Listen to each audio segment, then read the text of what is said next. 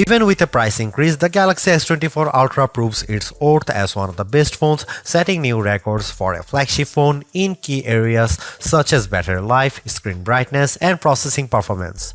Add to that the slew of helpful Galaxy AI features packaged with the phone, and it's a powerhouse that will actually save you on time.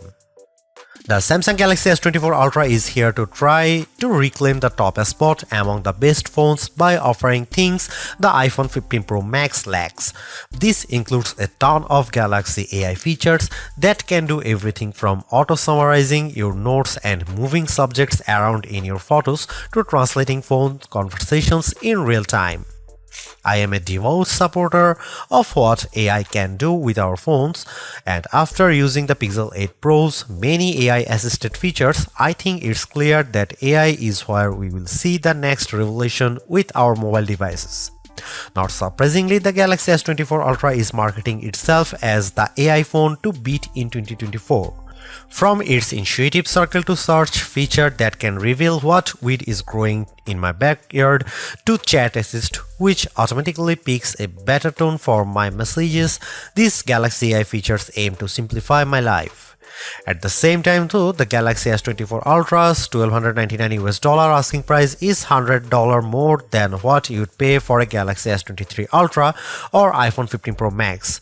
This also comes with the most controversial change to Samsung phone, teaching the 10x optical camera of its predecessor with a less powerful but sharper 50MP 5x telephoto lens. Usually I expect longer telephoto ranges with successive devices, so Galaxy AI will need to prove that software can make up for the apparent lack of major hardware upgrades. In my Galaxy S24 Ultra review, I will dial into the practicality of the phone's new Galaxy AI feature, assesses how its new cameras compare against its predecessor and rivals, find out how long its battery lasts, and ultimately determine if it's worth the money. Pre-orders for the Samsung Galaxy S24 Ultra are available right now with its general release date set for January 31. The $1,299 starting cost of the phone comes with 256GB of storage, while upgrading to the 512GB or 1TB models will cost $1,419 and $1,659 respectively. They're certainly not cheap, though it's not the most Samsung has ever charged for a non-folding phone. Remember, the Galaxy S20 Ultra launched at whopping $1,399 4 years ago. Still, that's probably little comfort to someone in the year, and now trying to justify paying $100 more for the Galaxy S24 Ultra over the iPhone 15 Pro Max. Samsung Galaxy S24 pre-order deals take some of the sting out of the Ultra's price, with Samsung offering an upgrade to the next tier of storages at no extra cost. You can also get credit from the Samsung by trading in your current device for a lower price on the S24 Ultra. Look quick and you might not notice the design changes Samsung made to the Galaxy S24 Ultra. Most notably, the new model ditches its predecessor's armor aluminum frame for titanium one, which bolsters durability and in this case leads to a lighter package as well.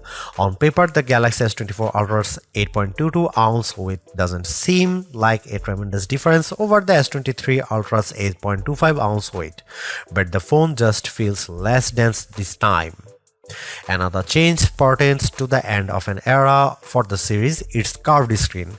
I am on the fence about this change because the curved screen of past Ultras gave the phone this sleek looking aesthetic. Instead, the S24 Ultra adopts a flat display that hugs the edge of the titanium frame. Samsung's reasoning for this change pertains to the S Pen. The flatter panel makes it less likely for the stylus to fall over the edge. But then again, I end up using a case with my older curvier Galaxy S Ultra that prevents this such thing from happening. The last and subtle change involves 42% slimmer bezels according to Samsung's math. I only see it with the bottom portion at the display since the rest of the bezels appear very similar to the Galaxy S23 Ultra. One of the disappointments that will probably go under the radar is how there is no significant change to the S Pen. I was really hoping for Samsung to add something new to the fold here, seeing that the S Pen is one of the features that makes the Ultra distinctively different from everything else. Overall, I don't love or hate the design, but at least there are far more color options to choose from versus other phones, like the titanium violet version of my review unit. On top of that, there are several cases at launch that sprinkle more utility to the phone, like the preview window of the S View wallet case. Over the years, I have been less concerned about the resolution of a flagship's display, mainly because today's QHD Plus resolution is more than adequate. That's exactly what the Galaxy S24 Ultra is packing, a 6.8-inch QHD Plus dynamic AMOLED 2X display that is rich in detail, offers outstanding viewing angles and vibrant colors that makes YouTube trailers like Furiosa jump out at me as I watch it. But of course, all that wouldn't mean much if the new doesn't beat its predecessor in the brightness department. Samsung's no different with the Galaxy S24 Ultra, which the company claims to have a rated brightness of 2600 nits. I am never one to believe the hype because these ratings often don't reflect their true-to-life behavior, which is why I place more emphasis on our actual testing. This is where it gets interesting because the Galaxy S23 Ultra reached a peak brightness output of 1225 nits in our display benchmark testing. It's an improvement to 1353 nits with the Galaxy S24 Ultra in our testing when displaying HDR content. That's fantastic, and I didn't have any issue watching YouTube clips or playing my mobile games outside with direct sunlight beating down on me. Samsung kept the S24 Ultra's display refresh rate to 1 to 120Hz, which is what I expect from a flagship today. Still, Samsung missed an opportunity to increase that refresh rate to perhaps 144Hz to further differentiate itself. I am well aware of Samsung's history of throwing novel features into its phones. Remember the eye scrolling feature of the Galaxy S4? I wouldn't think so, which proves my point that sometimes hyped features don't turn out memorable. There's very little doubt of AI permeating into everything in our lives, our phone included, which is why Samsung's taking a proactive approach in giving its users access to new capabilities with Galaxy AI. Strangely enough, many of these AI-assisted features are in collaboration with Google, which raises the question of who's really making the innovations here. There is also a possibility that these AI features could change with Samsung's website disclaimer saying Galaxy AI features will be provided for free until the end of 2025 on supported Samsung Galaxy devices. Different terms may apply for AI features provided by third parties. I have been able to test out all of the included Galaxy AI features on the Galaxy S24 Ultra, and here's what I think. Circle to search. Much like everyone, I find it annoying having to switch between Chrome and say Instagram when I am trying to look up a type of cat from one of many cat Instagram accounts I follow. Circle to search eliminates the need to do this because a long press of the home button initiates the feature and I proceed to circle the object or subject with my finger. Then the corresponding search results page will pop up as an overlay. The best part? I never have to leave the app I am using to search, plus it works in every app. For example, I saw a photo posted by a friend on Instagram of a car that I didn't recognize. With Circle to Search, with the Galaxy S24 Ultra, I am able to select while still being in the app and that it shows me search results on what it could be. In another example, I took a photo of this statue of Bryant Park and Circle to Search is able to not only tell me what it is, but also its location with Google Maps details. Without question, the biggest controversy circling the Galaxy S24 Ultra centers around Samsung's decision to ditch the 10x optical zoom camera of the S23 Ultra for a 5x optical one. That one key spec will cause people to think the new camera setup is technically inferior, but bear in mind that Samsung trades in the optical range for a higher resolution sensor, a 50 megapixel sensor instead of a 10 megapixel one to be specific. The Galaxy S24 Ultra remains a formidable camera phone consisting of a main 200 megapixel camera boasting 60% larger pixels, a 12 megapixel ultra-wide camera, a 10 megapixel telephoto lens with a 3x optical zoom, and that new 50 megapixel telephoto camera with a 5x optical zoom we mentioned above.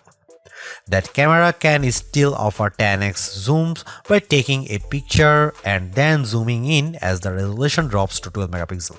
Samsung says that this approach on the S24 Ultra can deliver the same optical quality performance as its predecessor, which doesn't surprise me. We have seen this executed on other phones with excellent zooming results like iPhone 15's 2x telephoto zoom. Before I detail the new telephoto camera and whether Samsung made the wrong decision, I will explain how this phone other cameras perform under different situations along with side-by-side comparisons against the S23 Ultra and iPhone 15 Pro Max.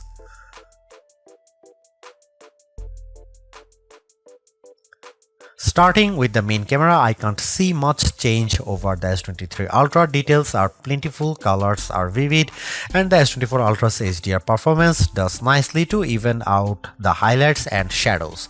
I'm perfectly fine with these results, but in the back of my mind I was hoping for a wider separation from last year's model. Compared to the iPhone 15 Pro Max, it comes down to personal preference. In the shot of the outside O2 forum, the iPhone's HDR performance is at peak display when I look how the wooden panels of the front doors pop up out more. The S24 Ultra also appears to have a colder color temperature as well. Here are some camera samples and you can see it.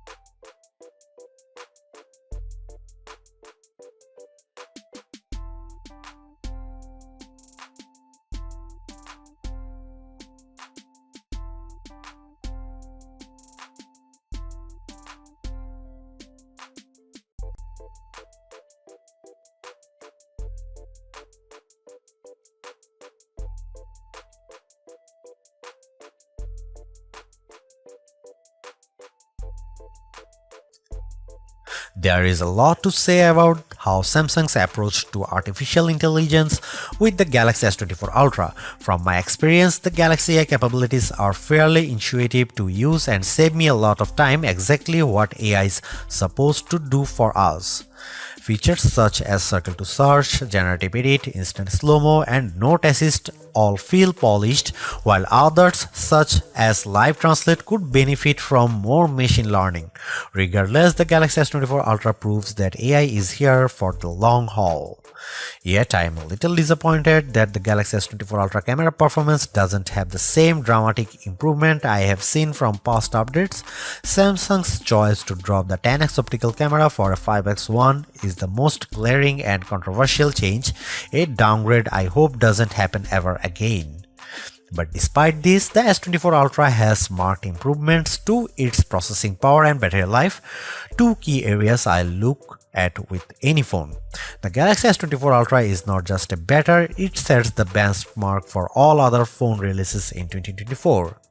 Knowing that the increase in price to $1,299 does complicate matters a bit, given that I feel the majority of its AI features are practical, combined with its performance and battery gains, it's still worth getting the Galaxy S24 Ultra if you are in the market for a super phone or upgrading from a handset that's a few years older. Thanks for watching, see you in the next one.